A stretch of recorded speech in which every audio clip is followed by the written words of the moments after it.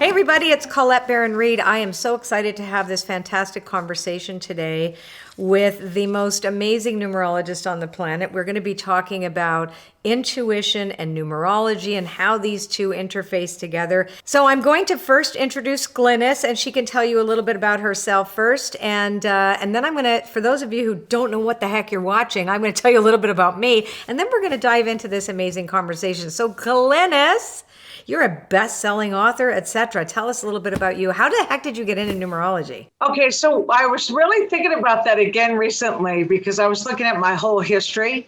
And the fact is, first, let's say that numerology is a science of numbers. It is 2,500 years old. Pythagoras was the creator of the system that I use. And the belief is that everything in this universe has vibration. So it's true about where you live, it's true about your business, but most importantly, it's true about human beings. And there are some people you can meet and they feel good. So you meet them, you're like, oh, I really enjoy your company. And then other people you meet, you're like, was I just speaking a completely different language? Like they just misinterpret every word out of your mouth. And so I started to study it because when I had my first love, Catholic that I was, right, losing that virginity, it was so sacred that I thought I should be with him forever. And my heart was so broken. And someone told me about a woman who could help me. So I went to her under the guise that she was a psychic, but she technically was a numerologist. And so she counseled me and made me understand I was not mourning him at all. He was actually toxic to me in numerology, but I was very compatible to his mother and sister. And the minute she said that, I was out of agony. Like for 2 years, I suffered. It made sense to me. And then I picked up a book, learned the basic numbers 1 through 9, but then I found, Colette, without finishing the book at all, I could read anybody. Like it was simply my tool. It was meant to be. It opened my third eye and made it possible to understand people. I know, and it's so great. You and I have worked together on a lot of shows, etc. And we do a lot of stuff together, and you really are the best in the world. I should mention, if you don't know who the heck I am or why you're watching this video, I am an intuition expert. I've been working in intuitive arts for the past 33 years. I've published 5 books that all relate to either psychology and intuition or signs and omens and intuition and all different ways of how we can approach intuition as our guidance system, our spiritual guidance system. I've also published 15 oracle card decks and sold over 1 million worldwide up to date. So I think that kind of qualifies me. And Glynis and I have done so much stuff together. And I'm going to tell you right now, I've never seen anything like her. So what we decided to do was to really help you guys understand how you are unique by your life path number, and then how you actually could enhance that ability that you have inherent, because everybody has it, but it's kind of like a muscle that's atrophied for most of us. We don't really know how to develop our intuition. So Glynis is going to talk about each number in depth, and then I'm going to dive in and we're going to have a conversation about how that intuition actually works for that number and how you can make it work even better for you. So let's start with 1. Okay, and just to say quickly, let's do a quick example of how you would find your life path. What you do is you take that full date of birth and reduce it to 1 digit. Some people who know numerology will say, what about the master number? The master number is still there, but what we're talking about today is the basic number. 1 is the beginning and 9 is the number of completion. And we all are in one of those categories, okay? So here's how I would do it. We look at the birthday. The example would be 5/5/1989. Now we're going to add it straight across. 5 plus 5 plus 1 plus 9 plus 8 plus 9 is 37. 3 plus 7 is 10. 1 plus 0 is 1. So someone born 5/5/1989 is a 1 life path. What does that tell us? The 1 is very self-motivated. They are driven. They have a competitive streak. They are multitaskers, so they stay very busy. The problem is when they're focused on something, it's hard for them to see what's going on outside of that. It's like they're not always paying attention to the signs, and that can be an issue for them. Right. So if I were to consider the 1 life path, and we know you and I both are friends with 1 life paths, and we know that this is true, busy, busy bees, right? Sometimes what happens for the one, I actually think that they have a really heightened sense of intuition when they are successful, because they can see signs. They don't always look at the signs because they've got blinders on, right? The fact is the one life path needs to recognize that they are always going to be in that ambitious drive. So they have to recognize the signs. They have to start recognizing they have their own language, and that language is not hard to discover. It's really not. If you just pay attention to when you didn't trust your ambitious goal to reach a destination, and you just went, oh, I had a sense I should turn left. And that it's if you go back and remember that freeze frame moment of what that felt like, you will watch so many signs come to you as you are focused on these ambitious goals, because you're the intention setter of the numerological 9 numbers. Would you say that's true? Yes, I would say also, though, here's what happens. Let's say they're a workaholic, but they're also in a relationship. So maybe they're so focused on succeeding at their work, they're not paying attention to the signs with their partner, that their partner's communicating stuff and they miss it. And then suddenly when the relationship ends, they feel blindsided. So that's something they have to work on, is to understand that sometimes you have to stop that goal and focus on everything else too. To have that happiness. And I agree with you. Intuition is everything in that scenario. Yeah. And I do think too that that's a dance that the one life path has to learn. Like you said, when it's just all or nothing, then you actually don't tune in to the subtleties around you, because you're so fixated, like you said, the workaholism piece of getting ahead and getting to the goal, that you do miss the signs. So it's understanding that if you can take time out, the one life path can take time out to develop, and it's not hard, it's just to pay attention. Like you can pay attention to more than one thing. You really can. You go like, oh, I just noticed this thing. And then you stop and go, oh, what is that? As opposed to like, I noticed that thing. Oh, I'm going to keep going. Right. So the life path needs to one life path needs to slow down a tiny bit.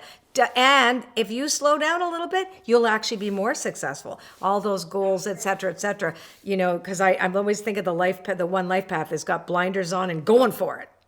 Yes. Take the blinders off and go for it. And then the number 2 life path, which is so different than the 1.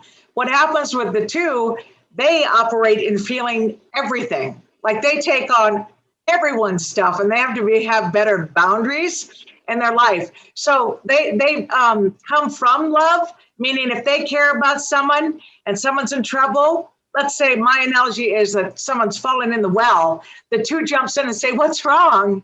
And now the 2 just fell in too. Not a good idea, but they are incredibly gifted. I think of the 2 as being someone also who has dreams that come true, or deja vu, when they meet someone, but they have to channel it. So talk about that. Yeah. So, well, first I want to say that the 2s are relational, right? Which you just said, right? They are the relational. The 1s are me, I. The 2 is us, right? And so the tendency for the 2 is to take the intuition into codependency. So you have to really be careful that you don't lose yourself, because you will be highly intuitive as to what's going on with other people, right? Because that's the thing. You are other focused. So it's like, oh, how can I help you? Like you said, and then you jump in the well. So the best way for the 2 to develop their intuition is actually by setting better boundaries. You actually just kind of said it yourself. If you have a better sense of a boundary, of the sacred boundary between you and others, where you end and they begin, you can actually get a better sense of what's going on intuitively, because you're not blended with that person, because you really can mix signals also, because you're constantly looking at the, like, how do I fix that? How do I help that? How can I get close? When the truth is you might miss some signals too, if you're getting too close and you're losing sense of you. So it sounds counterintuitive to have better boundaries for the 2s, but it's actually a way to enhance your ability to actually get intuitive information. So I would say boundaries is the best step, healthier boundaries for the 2.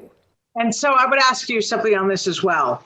What also can happen with the 2, because they care so much, when their heart's broken, really broken, they can shut it down. Suddenly they don't want to feel anything. So I would ask you, what would you suggest they do in that scenario? So, what happens when the heart is broken is that when a 2 shuts down, and I know because I am a 2, right, is that the tendency is to mistake the instinct for self-protection, the instinct for survival, for intuition. So you have to be careful not to mix the signs up.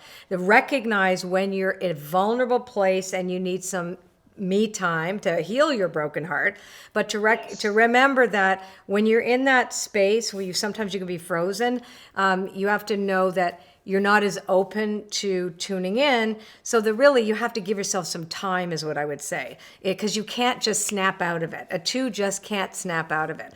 But it's not to remember that instinct is not intuition. If you're looking for possible threats for your vulnerability, you're going to mix your signals. Because the intuition doesn't look for threats. It looks for the next right action. It looks for that. So give yourself time to heal, and then you'll have learned some lessons, and then you'll have a greater repertoire, even to understand the signs that you have around you. Other than that, you're just looking for a reflection of your broken heart. Right? Oh yeah, see, it's more broken heart over there, more of it, as opposed to, oh, wait a sec, I need some time, set my boundaries, realize, I'm vulnerable, and then I can come out and play again. That makes sense. Okay, so the number 3. 3 is the natural communicator. They are the ones who must express themselves. It's usually through creativity, but they can also do it counseling. It's a natural thing to be a counselor, but also performance.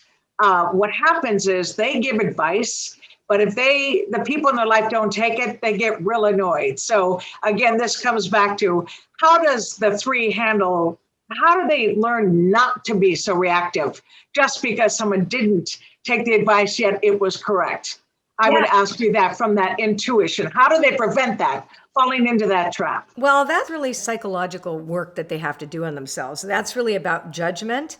Because if you judge that the other person didn't do what you said, that's got very little to do with your intuition. You might have had the intuition first, because I think every 3 that I know, and you're included, has a heightened sense of intuition because you understand people.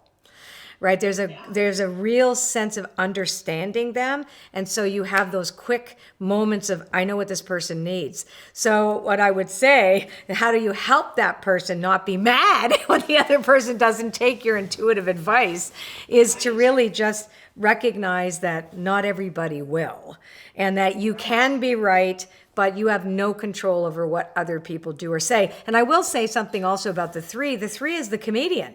Like, that's how you began, as a comedian, right? They're the funniest number. They go to humor. It's a natural place for the 3 because they love to laugh. So they're going to find the funny. And as a matter of fact, if the situation is stressful and you find someone cracking a joke in that room, there's a real good chance they're a 3 life path. And you just answered your own question, because it's to go to the humor. See the humor in it when somebody doesn't do, if you had an intuitive hit and you want to tell somebody and you get mad because they don't listen, then you got to go to your humor and have a sense of humor about that too. So let's go to the 4. All right, the thing about a 4, this is a solid number. A plus B must equal C. They're based in logic. They are people, again, who, when they learn a skill, they want to show others how to do it. When they think they're right, it's really hard for them to give up their position. So how can intuition be used, Colette, to help them know when it's worth fighting for or when to let it go? So we're looking at, how does a 4 develop their intuition, right? And how do they do that? And they are the most difficult one, because they always want to see the logic. So there is a moment where intuition is thwarted by the intellect. Now, every single person has intuition. For the 4, they have to learn the feeling state when their mind takes over. So there's a moment before that is illogical. That's how they have a sense that, oh, that doesn't make sense. The minute something doesn't make sense is what they have to pay attention to, because it's not going to come through logic. Your intuition comes, it's its own sense. Intellect is something that we've put on a pedestal forever. And intuition has been something that we just kind of throw away and go, oh, that's the sixth weird sense. But the truth is that they're equal. And so when intuition feels like something. So the 4 needs to develop an understanding of how it's going to feel for them before their intellect shuts it down. And that moment just before that is what they have to start paying attention to. That's how that intuition can work for them. That makes a lot of sense. The other thing about the 4, though, they're obsessed with the truth. And if someone's lying, it's really hard for them to forgive it and let it go. Yeah. Yet, let's be honest, in family, there's always a liar in the family. Someone's going to lie to you in your family, yet you tend to have to keep family. So what do they do about that, Colette, when it comes to the boundaries that they have in their own family? Like, how do they handle that? That resentment that you lied to me and not let it go. So I think we go back to the rigidity piece, and I think every single number has its own psychology that has a shadow side and has the plus side, right?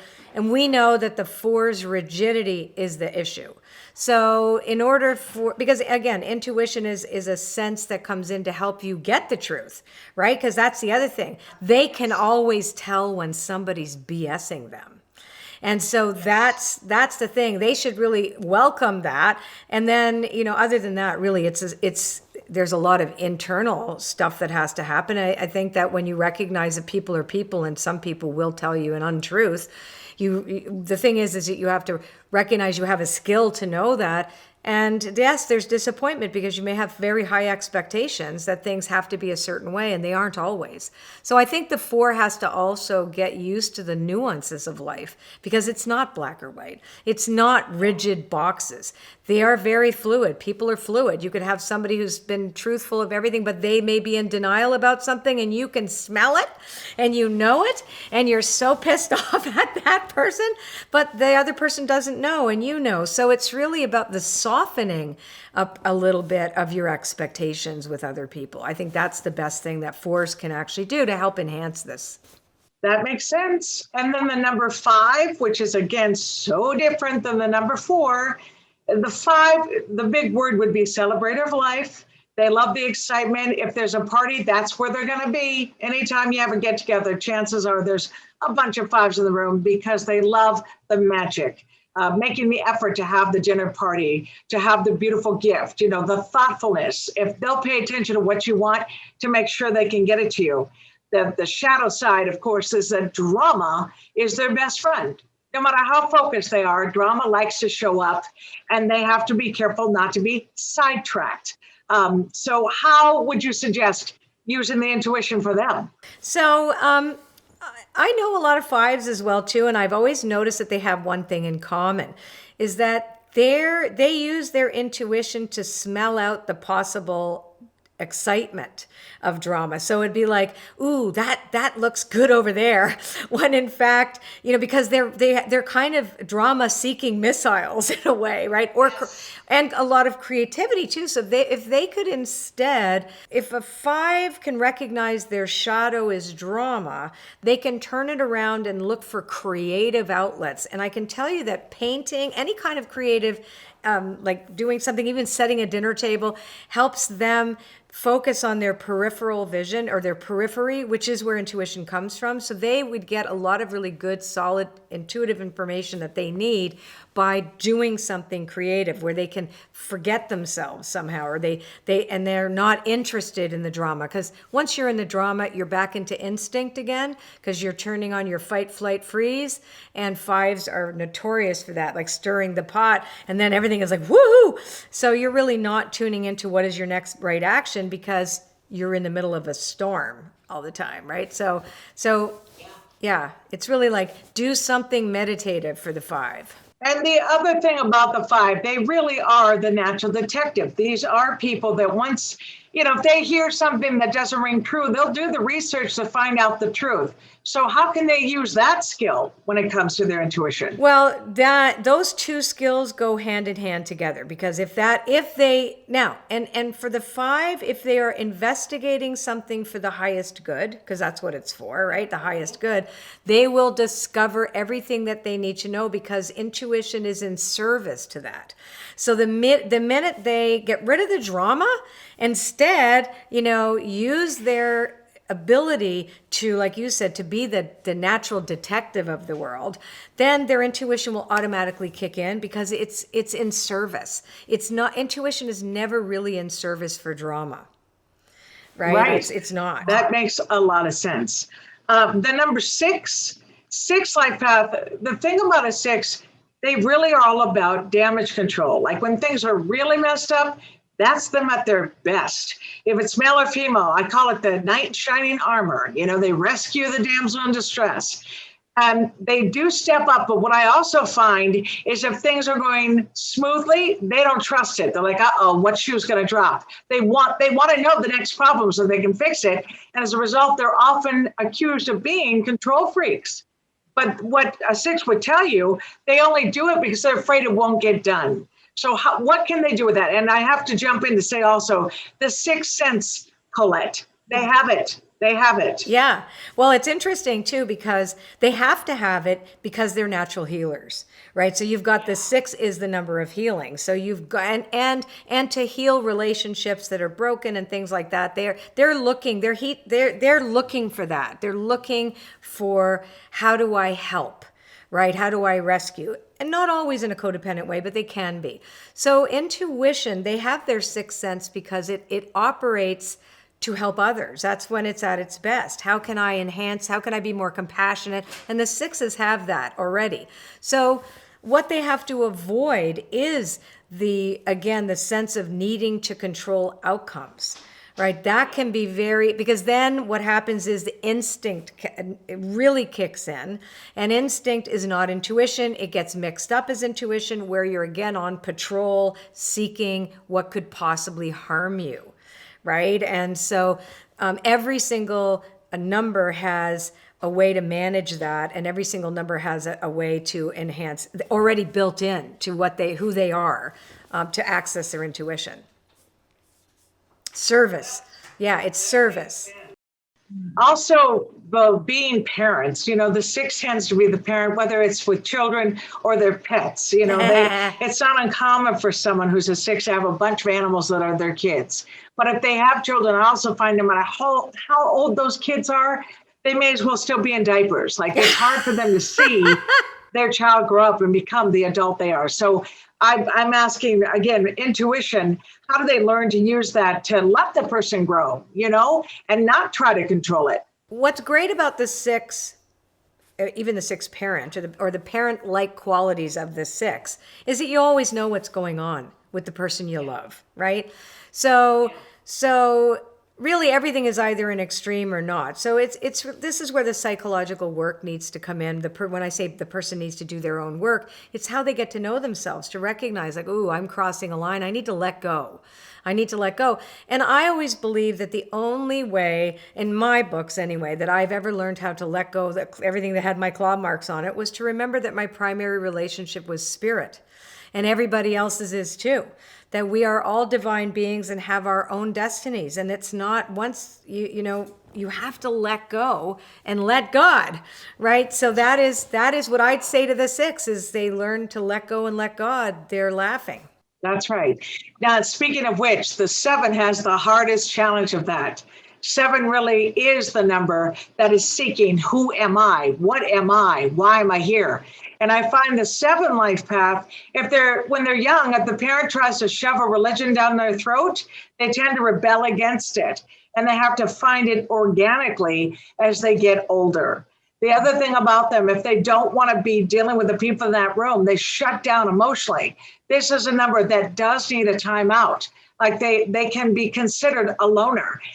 So my question is, how do they stay connected with the intuition? Well, they stay connected through meditation, because they're the people who would really take to that the best, really. The seven life path likes to be alone, right? The seven life path thrives in solitude. So meditation practices, and also then recognizing, again, the idea of boundaries with others. I know that some seven life paths can go, that's it for you. Like, it's like, you're dead to me. That's the other thing. It's like, that's done.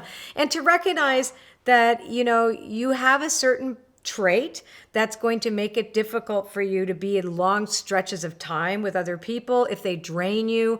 So your intuition needs to know how to spot those energy vampires. Also, for the 7 life path, you can get very triggered by those people that want too much from you. So just meditate and recognize, what is your limit? It's like going to a party. I'm going to show up and I'm going to leave 2 hours later. It's having your time schedule, is how much can you handle? I think the 7 life path needs to know themselves a little bit better around that. The other thing about the 7 is their love of nature. The ocean, mountains, plants, flowers, all of that speaks to their soul. And what I've always said as a counselor to them, their voice, their inner voice is incredibly strong. And so when it comes to nature, especially when they get near water, if they're really troubled, the voice is within. So how do they tap more into that, Colette? Well, if they can't get to nature, I always say put on a meditation track with nature sounds. Right? Because they're auditory, right? The sense of being in nature. I have a 7 in my chart, as we know, so I love to listen to ocean sounds. Like, I need to hear the ocean. I'm the happiest when I'm seeing a beach. I watch those apps that have the beach going back and forth. So if you can't actually go into nature yourself, find something that you could put in your environment that is like on the next best thing. And I think that will really calm them down and also make them feel more connected. Because we are nature. So the 7 life path knows that we are nature. That's another reason why I think they get like a little stressed out when there's, people there they want to shut down with, because it's like, oh, that's unnatural. There's a sense of what is unnatural to the 7. So that's what I would say. Funny thing is, I do have a client who lives in Arizona and literally has a 7 life path, who has a fish tank. Right? And just studies those fish, Colette. Like at night, after he comes home from work, he just studies he's in the water with those fish. I love and it that. just calms him down and brings him to that place. Yeah. And then the minute we are no longer seeking possible threats in our environment, right? Because everybody's really been conditioned to kind of go there. Once we learn to kind of bypass that and get into that state of, it's that state of observation, the witness state, when we're kind of calm and we're just not judgmental of anything.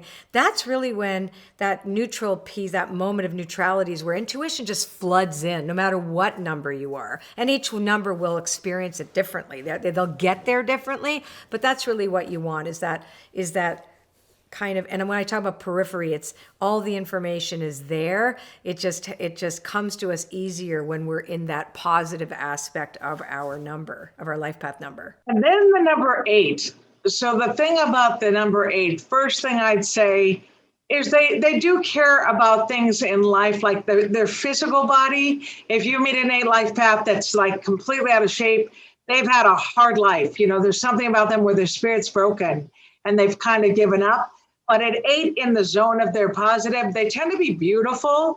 They love attractive things. I always say if it sparkles, that's where the 8 is. If you have a child that's an 8 life path, they'll walk in the store. They're always drawn to the most expensive thing. They don't even know it's expensive. They just know they like it. So 8 is caught up in the beauty. It's also very outspoken energy. And I find time and again, they'll speak up and it blows up in their face. Like, they're always really hurt when the family member or the relationship misinterprets. They think they're just being honest, but it gets misinterpreted. How do they fix that with their intuition, Colette? Well, we're kind of talking about self-centeredness here, right? That when there's a self-centeredness quality where they blurt stuff out, etc., but they really meant well, because as you said, 8s love beauty. They love harmony. They love nice things. They like sparkly things. They like everything. They like everything to be quality, including their conversations, including what they put out in the world, and including what they expect from you. So it's also to manage expectations, but to allow yourself to tune into and be aware that you're asking for the highest good, because the highest good will always sparkle, even if it's not that sparkly. Do you know what I'm saying? It'll have value. So if the 8 life path can constantly focus on that prayer and meditation of what is in my highest good, what is in the highest good for all, it'll really set them on the right path because the information that they're getting will enhance their dynamics with other people. It's like the think before you speak. It's like, is this for the highest good? That's the question that the 8 needs to ask. And then the intuition will click right in there and go, maybe not. Or yes, speak, right? Because it is what is in the harmony of everyone. Yeah, to consider what the repercussions would be. And also, I think it's a good idea for the 8 to say, if someone said what I'm about to say, if someone said it to me, how would I take it? Right. Because if they really thought about it, there'd be a lot of things they would not say. The other thing about 8s, when it comes to accountability, honestly, they do feel like life has done it to them. Like they could say, hey, my ex-wife, she screwed me over, or my boss, he was horrible. And so what I teach is just to stop and go, what part did you play in it? Because the minute you realize what part you played in it, you get your power back. This is all about getting your power back and feeling better. And even that word selfish, which we all hear, when you hear the word selfish, people get very defensive. I would tell you this, if we're looking at the numbers 1 through 9, you better be selfish enough to understand who you are, right? You got to be about you to understand how you communicate in the world.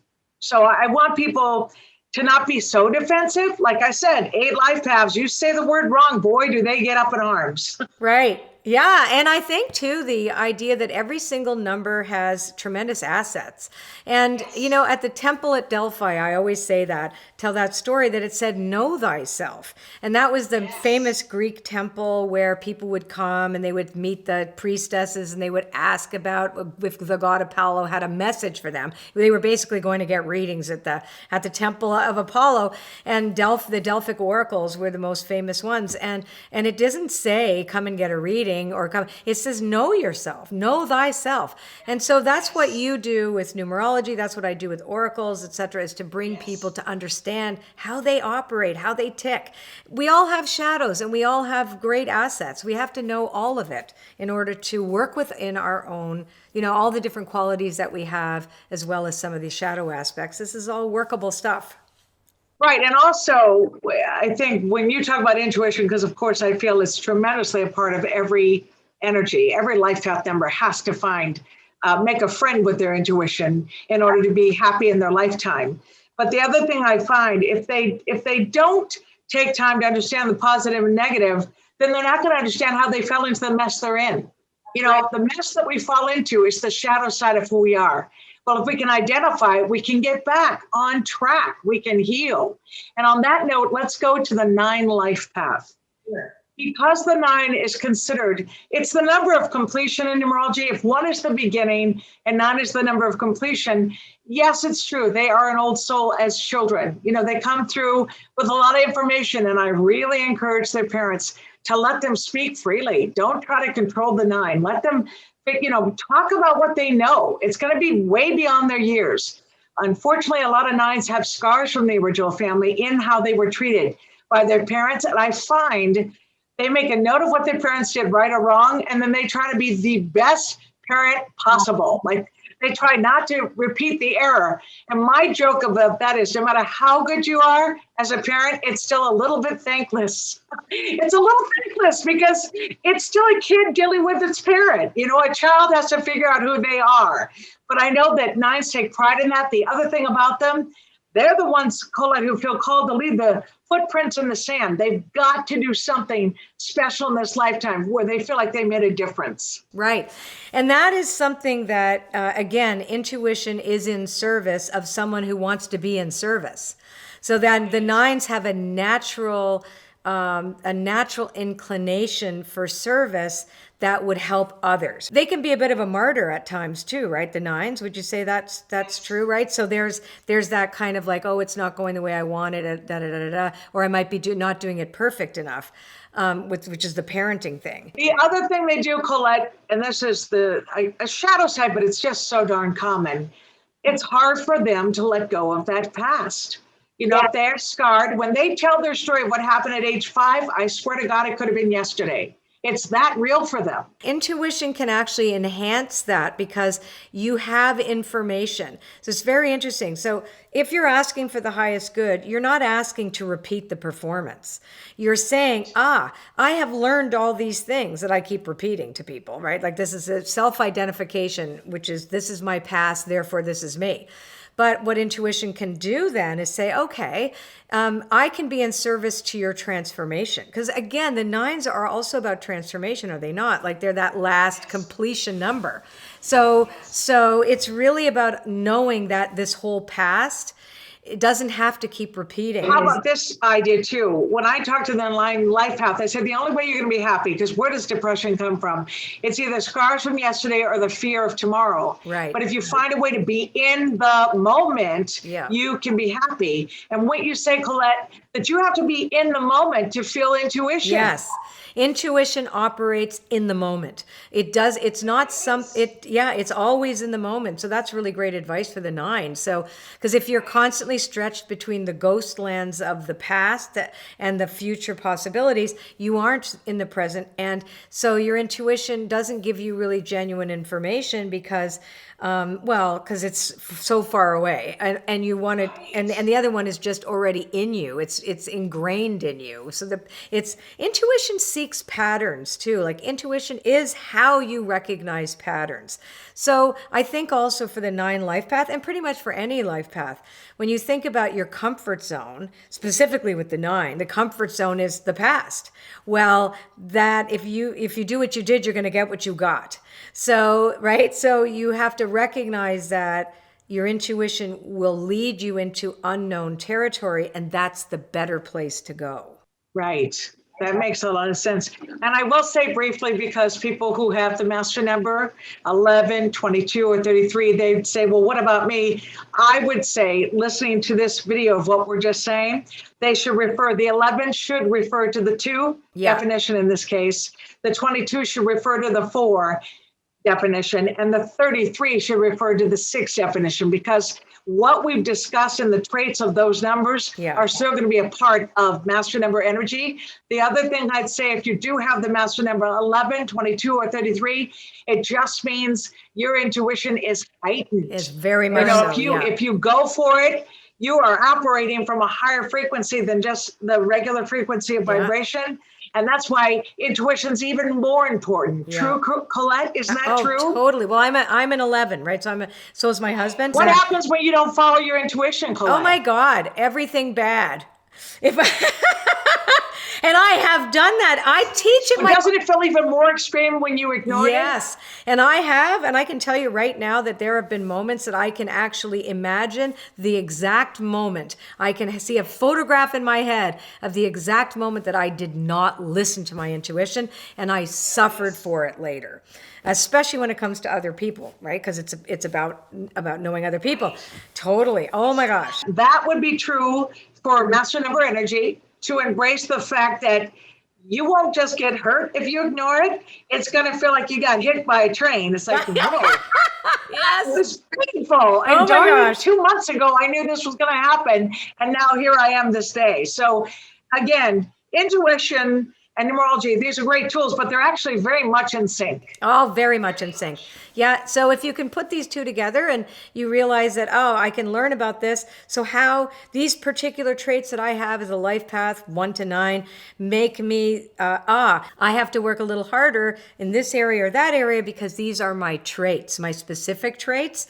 So anyway, Glynis, they can go to your website, right, to download something? What they can do at numberslady.com, I have a thing set up where they can look up their life path number, which is going to give them a little bit more insight. Then they can refer back to what we just said. So that's a fun way to learn your life path number.